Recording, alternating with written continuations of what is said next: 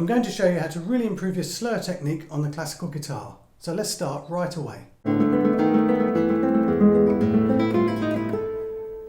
Hi, I'm David Jaggs and this is short tutorial number 4 in a series covering all aspects of classical guitar. If you've not seen the first 3 videos, I've left links in the description. Let me know in the comments section below any thoughts you have on slurs, and do stick around to the end of the video where I'm going to show you one of the best slur exercises I ever learned. So what are slurs and when should you use them? Basically, slurs are a technique to introduce articulation into a phrase.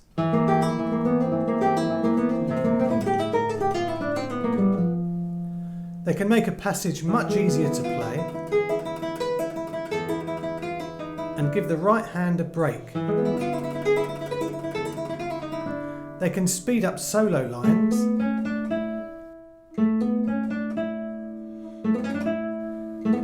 and are often requested by the composer with this sign.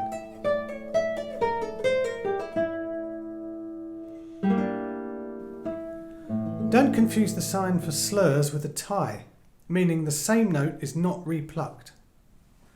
Don't confuse them with the sign for phrasing, which looks like this over many notes.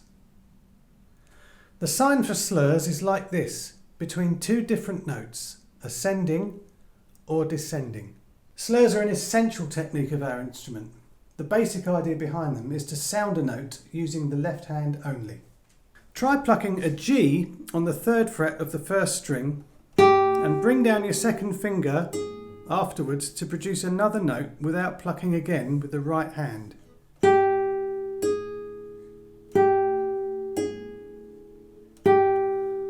You can slur up like this simple example, or you can slur down like this and start with the A flat with the 2nd and pull off onto the G.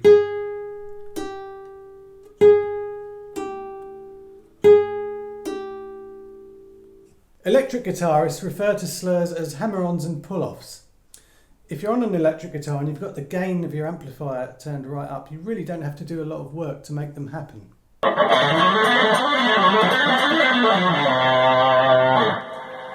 But on the classical guitar, it's a different story.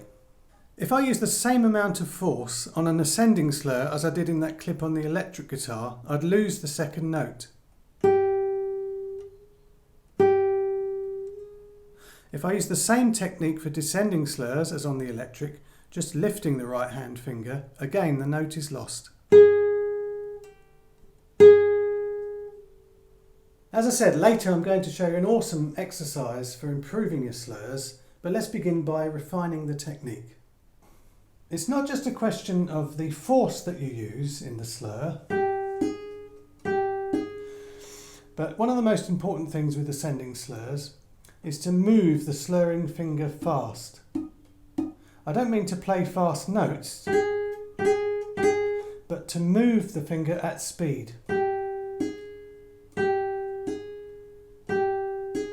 Listen to the difference. When I bring the 2nd finger down slow here, there isn't enough energy to resound the note.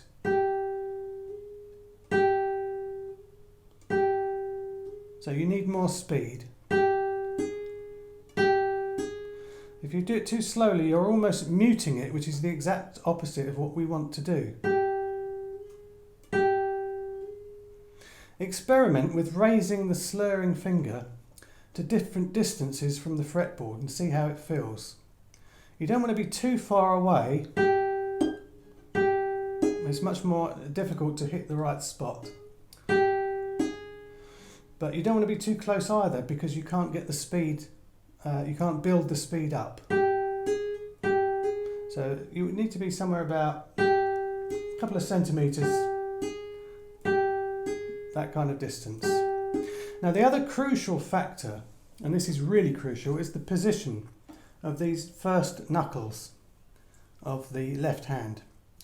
Try and get the first knuckle at least level with the fretboard. If not, further out like this. You'll find you get much more leverage. So if I'm here, slurring will be really easy for me. If I'm level like that with the fretboard, it still feels good. But if the first knuckle is behind the fretboard like this, it's really difficult for me to get leverage to get a clean slur. Of course, it won't always be possible to be in the ideal position because of what the other fingers will be doing at the time. But if you do know this principle, you can try to position your hand and give yourself the best chance. I like to think of descending slurs as plucking the string with the slurring finger. As I said before, if I just lift the finger, I'll deaden the note. But if I pluck down like this with the slurring finger,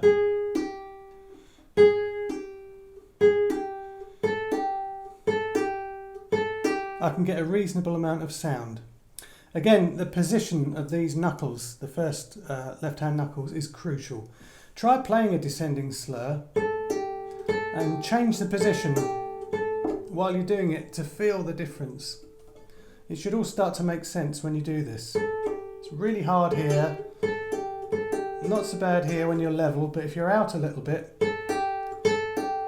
it's so much easier to get a clean slur. There are a great many studies written to improve slurring technique. There's a couple of Giuliani Opus 48s that come to mind, numbers 4 and 11. Villa-Lobos wrote a couple. Number 3 is an absolute killer. If you want to learn more about slurring technique, have a look at my video lesson on Fernando Saw study number 11 from the link above. But do try this following exercise first. It really is a clever one, and I'll show you why. Look at my slurring hand.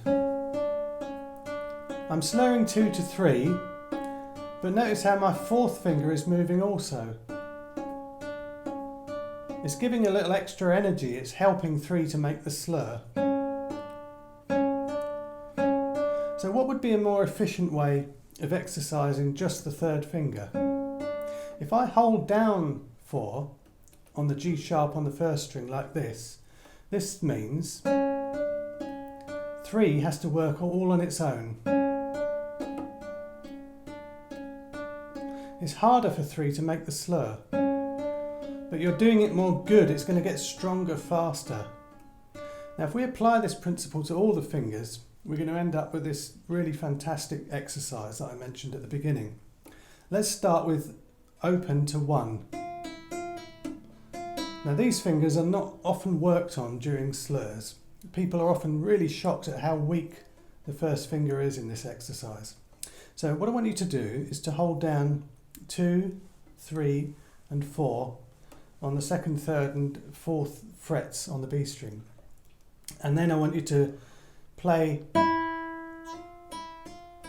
the slur with 1 to open.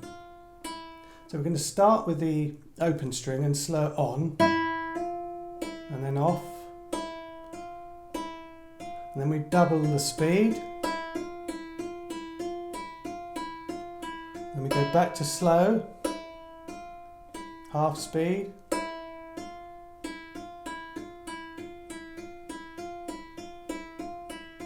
and then the next part of the exercise, we're going to have 1 on the F, we're going to have 3 on the D and 4 on the D sharp. So these are all anchored, they can't move. So we're just going to work 2 now. And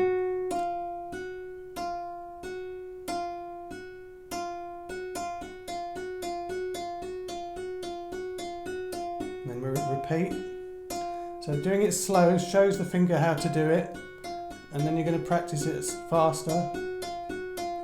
And then we go to what we started with. This is the hardest one.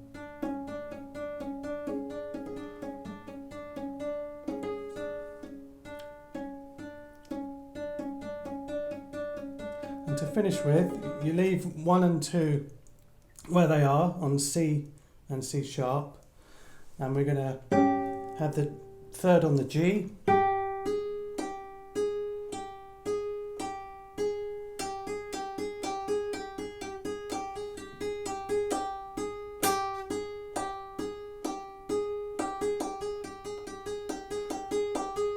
Actually, I said that the third was sometimes the hardest. It is for me, but a lot of people find the fourth the hardest. So that's the exercise basically. I'm going to play the whole thing now. I'm not sure if I mentioned that when you do this one, that 1 should be on the C and 2 should be on the C sharp. Okay, so here's the whole exercise.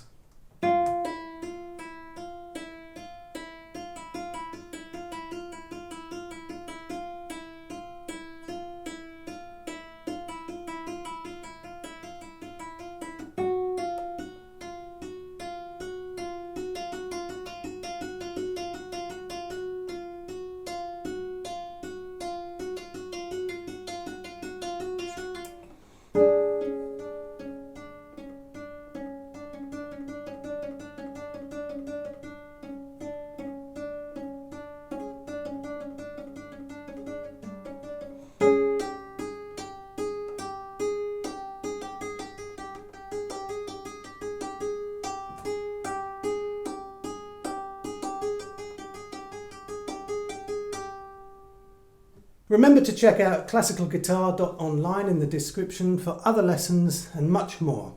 Also, if you have any questions or comments, leave them down below and I'll help if I can.